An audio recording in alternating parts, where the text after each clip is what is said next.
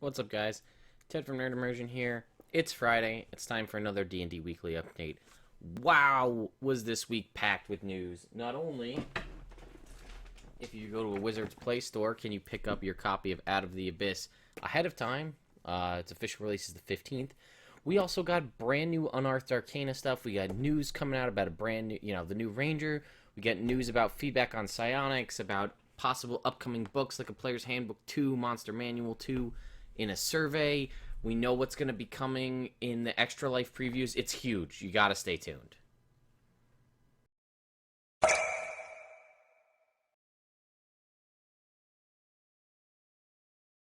Alright, so to start this off, I'm just going to talk about Out of the Abyss. I did a video, you can check right here. This has my just quick overview about what kind of new stuff that you can expect to find in here, new options, or lack thereof. One other thing I just want to touch on, in all of the developer interviews and things like that, they mentioned wanting to give it an Alice in Wonderland kind of madness theme. And I forgot to mention this in the other video. I read in flipping through the different types of mushrooms, there are mushrooms that make you bigger and ones that make you smaller. So they really did literally go with an Alice in Wonderland theme there. So that's enough of Out of the Abyss. We are going to have a preview here of Fraz. You know what? I want to just do that now. Their preview, the field guide to Fraz Urb'Lou. Again, the book is out, so I have all of the information, but type of madness, creature stricken with madness by Fraz Urb'Lou suffers from deception, self-delusion, and flights of fancy, all which work to destroy the subject's identity. Psychotic break with reality, taking on a new identity of mad invention, and self-delusion that negates all evidence to the contrary. And the way this works, as we saw in that other video I mentioned, you can stack on multiple levels of different madnesses depending on how you're inflicted in the area you're in and what kind of goes on there. So, that's sort of our Rage of Demons. I will jump up. Sorry about that, guys. Don't know what happened there. I'll leave this up in the background. I did say that was going to be the end of our Rage of Demons kind of discussion, Out of the Abyss. There is this video that you're watching on screen now. This is just more of a developer interview, the thoughts of the Underdark and why they picked it. And R.A. Salvatore is in here at points, and he talks a little bit about developing Menzo Baranzan when TSR asked him where did Drizzt come from. So, just an overall cool little video. These developer videos are really neat. I look forward to seeing the Sword Coast Adventurers Guide one. But more on that in just a second. So, let's jump to, real quick, this will be a quick article. If you have an Xbox One and you have Neverwinter, congratulations. The Elemental Evil update just dropped into the game. That bumps the level cap to 70. Let's see. 2 more promotions currently ongoing. Come play. Oh, are these other... The hamsters are happening too. Alright. So, we've got a couple of giveaways here. I'll have all the links in the description. You can get a mini space hamster. Miniature of giant space hamster. As a companion in the game.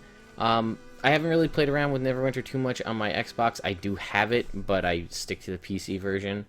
But, there is a big storyline. It kind of changes the way the story works, and you get to interact with Minx, so that's pretty cool.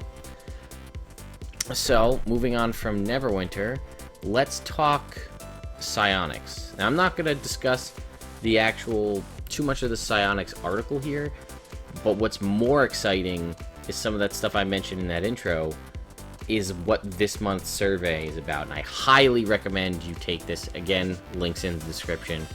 They kind of go through, as they do every time they put out a survey, and talk about what happened, what the overall feedback was. Feedback was fairly good on the various psionic classes, although some stuff seems to be lacking, and some of the worries that people brought up, like attacking not AC, is kind of a weird option. More importantly, down the bottom, the latest survey.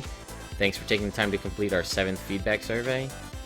Make sure you click this. I already completed it, but make sure you click that survey, because there is stuff in there, and it's a lot of interesting questions, like, have you bought and or played Lost Mines of Phandelver, Rage of Demons, I'm sorry, Rise of Tiamat, Horde of the Dragon Queen, Elemental Evil, or Out of the Abyss, and, like, basically, what would you want to see? You know, like, have you played this? Have you completed it? Do you have any desire to play it? Do you want to, you know, are you looking into doing that? The highest level character you've achieved as a player, and the highest level your characters have gotten as a DM. And then the big one is like, okay, there's like a little table, and it's a list of things here, and it's like, definitely would not buy, probably would buy, might or might not buy, would seriously consider, and like definitely would buy. And they are, would you buy another campaign like Elemental Evil, one book that goes from 1 to 15? Would you be interested in, you know what, hang on, let's cheat the system and open it in an incognito window, and we'll do it right here. So some stuff about Gen Con. How important do you think the presence D&D is at Gen Con? I'll say somewhat important. I don't know. I haven't been. The highest level of the characters. So we'll just say 14 and 5. And here it is. So this is the have you played, but this is the big one down here. A longer adventure covering levels 1 to 15 like Princess of the Apocalypse. A new RPG that adapts D&D rules to a new genre, such as science fiction post-apocalypse. I don't really care about that. Adventure covering levels 1 to 5. This could be interesting, not really my style, but here we go. Sourcebook covering your favorite D&D setting. I'm thinking Dragonlance, I'm thinking Eberron, Dark Sun, even a Greyhawk book. But here you go. A book of new options for existing classes, like Complete Warrior or Martial Power. An adventure for levels 15 to 20. New set of dungeon tiles I don't really care about. A book of new character classes, like Player's Handbook 2 for the 4th edition, and a book of new monsters, like Monster Manual 2.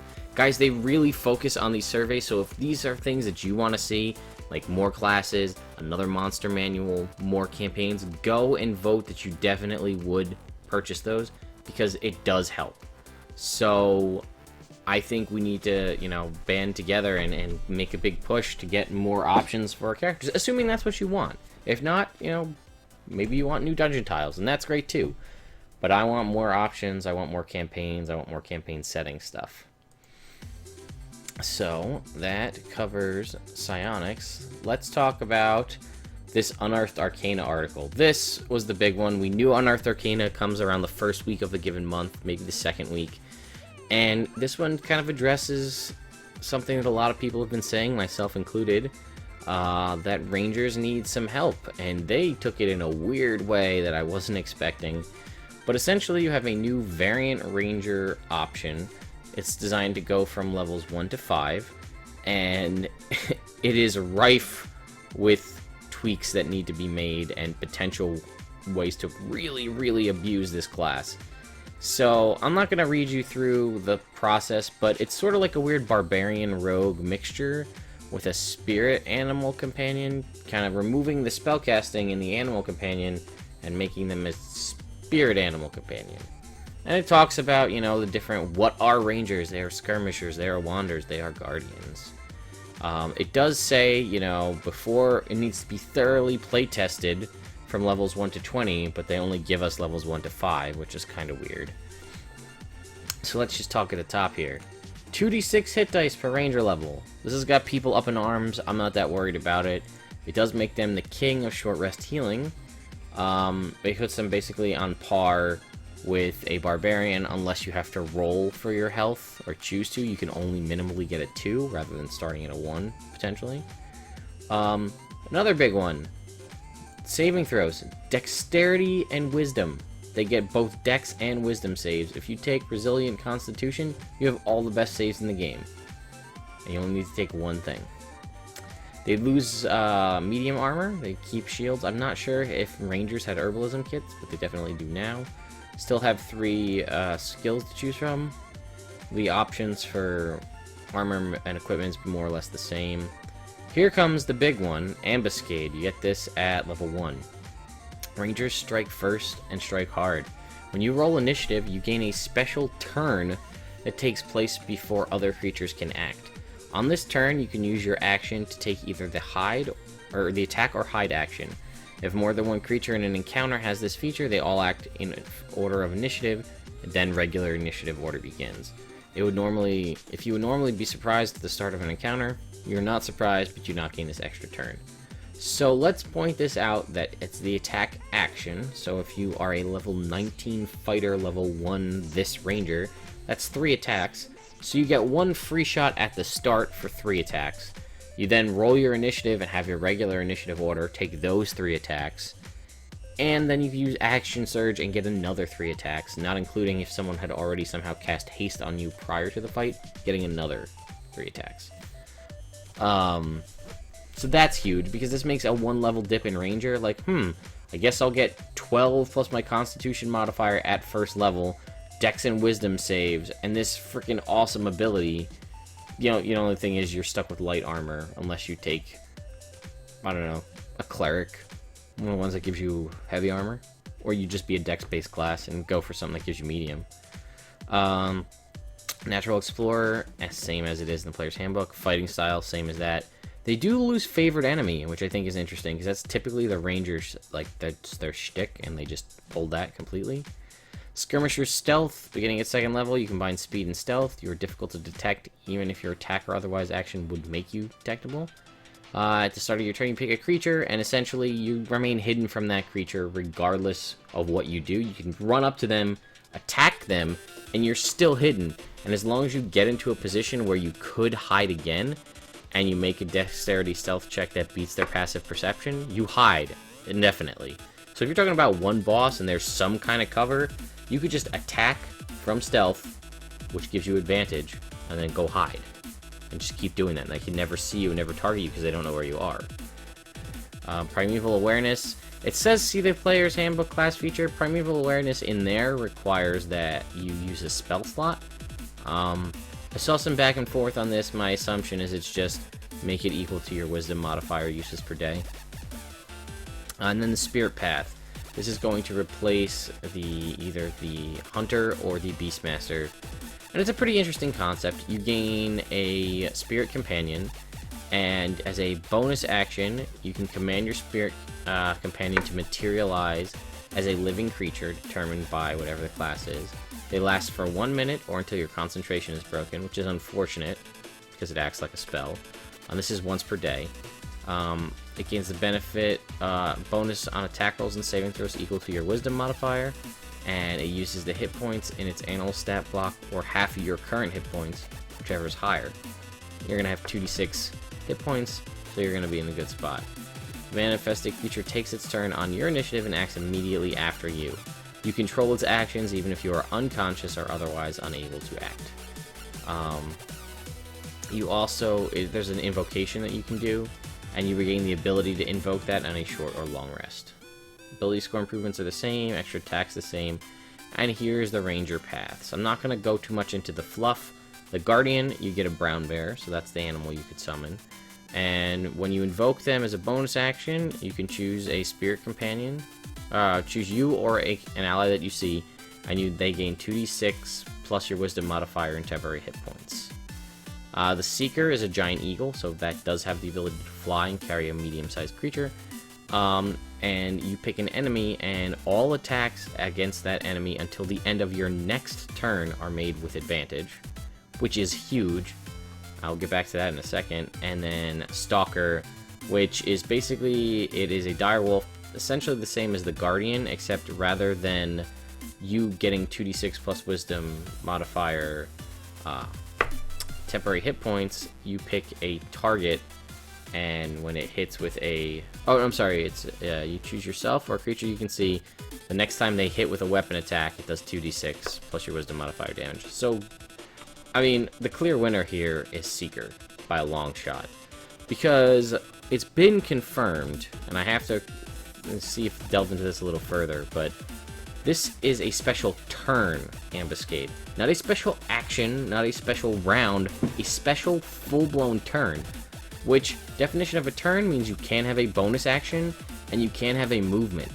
So you could theoretically start your turn, your special turn, use your bonus action to invoke your Seeker ability, so until the end of your next turn, you have complete advantage on all attacks, and anybody who attacks that same creature does as well. And again, if you're in that fighter scenario, that's 3 attacks with advantage, then another 6 attacks with advantage if you use Action Surge, plus all of your teammates have attacks with advantage. And then you can always just hide so they can never damage you. Huge. I think I like the idea of this a lot, and I'd love to play it because I think it'd be ridiculous. And I would actually like to playtest it because I would like to give Wizards of the Coast legitimate feedback on this, but I don't know many DMs that would allow you to just play it as it stands. I have an idea to do an interesting game where we play, I'll custom tailor a game, essentially, and do 3 Rangers. 1 this Ranger, 1 Beastmaster, 1 Hunter, and start it at, like, I guess start it at level 1 and go to level 5 and see how that works. I think it could be an interesting social experiment. So that was the Ranger. Let's see. Oh, D&D Extra Life. Remember how I told you it was going to be a really big deal because they were going to start revealing Sword Coast Adventure Guide stuff because Out of the Abyss would be out? I was correct, and we actually now know what they're going to be revealing to us. So, I'm about to scroll through this, but this is who's going to be the DM and who's playing at various points throughout the 48-hour live stream. So not only will you get the rewards, let's see, if you earn $50 and respond to a survey after the event, you get a certificate for use in the AD&D Adventure League, a code for a sentient gelatinous cube companion in Neverwinter, and a code for $5 off your purchase of a PDF on D&D Classics. Also, we'll get the preview of the following things: the preface to the Sword Coast Adventure Guide, the table of contents, which could be big. If I'm hoping that, like, it'll list out all of the classes that are getting new stuff, and you'll at least be able to see if some classes are and aren't. New cantrip, Green Flame Blade. New background, Urban Bounty Hunter. I like the sound of that. New roguish archetype. Remember, archetypes are subclasses, essentially, so a whole new subclass for the rogue called the Mastermind. Pretty interesting. Durger as a race, including its sub-race traits. And full updated high-res labeled map of the northwest portion of Faerun, from Am to Icewind Dale and Moonshae Isles to the Dale Lands. So this, it starts at 25,000. Let's try to get this to load. Here we go. As of right now, they've raised $14,600 of the $100,000 they're hoping to raise. So 14,000. We are only 11,000 away from getting the preface of the book. As soon as you get these, as soon as these get reached, we do get these previews, and they did it last time. Oops, they did it last time ahead of time. So there will be a link in the description. If you want to donate, you know, obviously you can get that now. And we might get stuff ahead of time. I'm gonna be honest with you. If you want to donate and don't want to just give money for the sake of giving money, wait till the stream, because they will do stuff on the stream where you can actually get things, like useful things. Like, for instance, stepping on the headphone cord. This. Last year, the Monster Manual had just come out, and Monster Manual retails for $49.95, so $50. And if you bid on it, or they just were like, next up, we're going to be giving away 20 copies of the Monster Manual signed by the entire Wizards of the Coast team. It's $50. Donate $50 right now. So boom, you go and donate $50 to Dungeons & Dragons. It counts towards their goal. It helps out kids in need. And then you actually get a physical thing that for yourself. And check this out. There it is.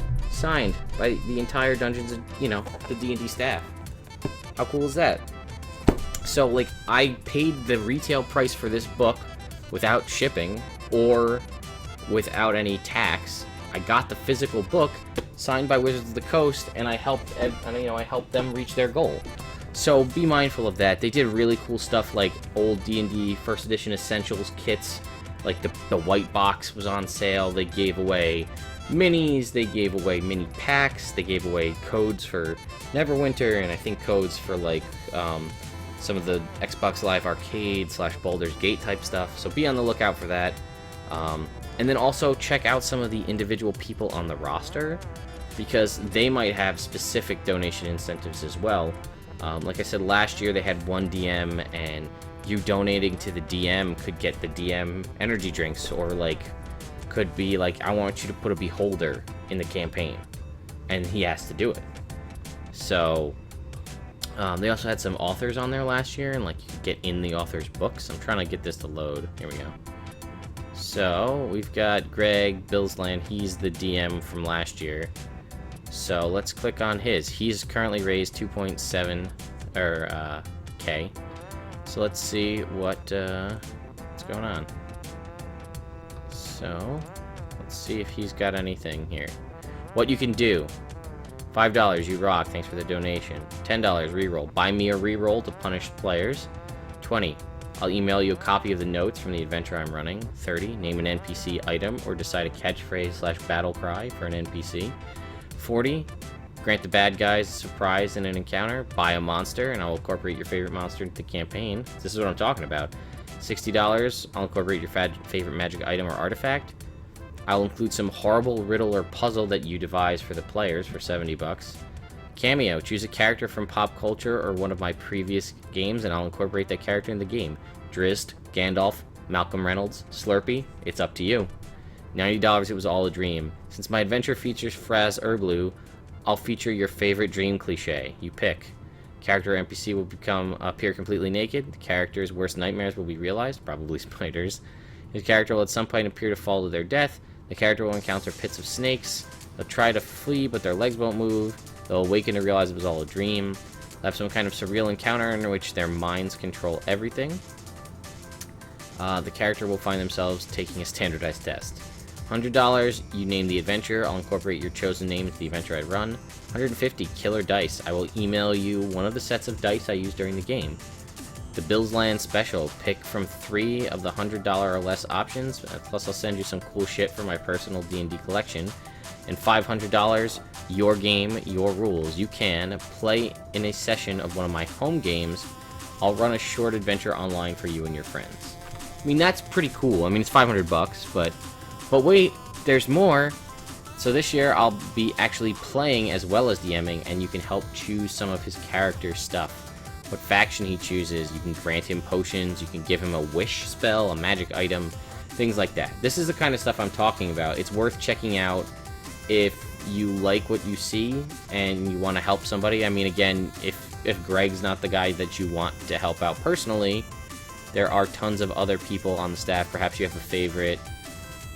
oops, I didn't go back far enough. Perhaps you have a favorite developer or personality that will be playing. Erin Evans is an author. She writes the Fire in the Blood series. That Farida the Tiefling. You know, flip through. You can also just show your support as well by adding the Twibbon, which adds this little D&D icon to the bottom of like your Twitter or Facebook profile picture. And like it just puts out a complimentary post like, hey, donate for these guys. So sorry, that went a little long, but it is cool and it will get us cool stuff in the end. So that was Extra Life. We talked about Elemental Evil, Psionics, Ranger, the video we have. There's a short article on VentureBeat.com about going back in and adding more to Baldur's Gate. So it looks like they're going to be doing, Baldur's Gate Siege of Dragonspear. So you can see some of the footage here. And to be completely honest, I didn't really read through the article that much, but it looks like we are going to be getting... I actually have to go out and pick out the updated version of Baldur's Gate because I haven't done that yet. I feel like I'm just doing it wrong by not having that currently. And lastly, the Rage of Demons Icons of the Realm WizKids miniatures are out. I've been saying I'm gonna do this for a while. I have tons of these from the Horde of the Dragon or Rise of Tyranny of Dragons line. I don't have them with me here, but I have a ton of these. But they're really cool. They are a little on the expensive side, though, if you ask me, for what you get. But I'll show them off, and it looks like there's going to be Draco Liches in this set, which, if I find a Draco Lich mini, I'm going to have to put one in one of my games, because you can't have a Draco Lich and not use it. But you got a Spectator here, Rust Monster, so I'm excited. Maybe I'll buy some and do kind of like a live opening for you guys and see how that goes. Just then do like at the same time a review. Sturges, Ropers, Striders, just cool stuff in this set. I'm pumped. So anyway, guys, that's going to be it for this weekly update. A lot of good news, a lot of good interesting stuff coming out. Keep an eye here. I'm going to be, anytime anything comes out for Sword Coast Adventurer's Guide between now and the release of the Wizards Play version of that book come end of October, I'll be talking about as much as I can. I'll be watching the live stream as well, so maybe I'll see you guys in the chat when that comes up on October 3rd. But also be on the lookout on this channel. I think, fingers crossed, this coming Thursday, September 17th, me and my friend should be online streaming some Dungeons & Dragons. We're going to be playing through the Elemental Evil storyline together. There's going to be 5 or 6 of us. But we're going to start off with character creation, so we're going to be doing the actual... They've all conceptualized their characters. They're actually going to be rolling their stats, or virtually rolling, whichever they feel, live there, and designing the characters live for everybody to see. We will be streaming that on our Twitch channel at twitch.tv/nerdimmersion. So if that's your thing, keep an eye out for that, and then subsequent weeks we'll be playing for about 2 to 2.5 hours, starting around 8:30ish. Eastern time, going to 11 p.m. So, yeah. Oh, and if you like the music that you're hearing in the background, that is from Benjamin Briggs. He's a chiptune artist. Really cool dude. Met him in person. Down in the description, there's a link. He's got a Bandcamp set up where you can buy the 32 tracks. They're royalty-free music if you want to use them for your Twitch streams or your videos or whatever. So just go check him out, and if you like what you hear, just give him whatever you think it's worth. Anyway, guys, that's it, and I will see you next week. Oh, one last thing before I go. Be on the lookout next week. I've had a homebrew Ranger fix for 5th edition that I think does a little bit more justice to make it more in line. It's not crazy spirit animal, give you an extra turn crap. So I'll post a little video about it when it goes up. I was hoping to have it done before this video, but I didn't have time. And I would love your guys' feedback. So when that hits my hits nerdimmersion.com, tear it apart. Let me know exactly how you feel, because I'm trying to help make Rangers better, because it's one of my favorite classes and it's super disheartening. But I have fell in love with Paladin in its place. So anyway, guys, see you next week.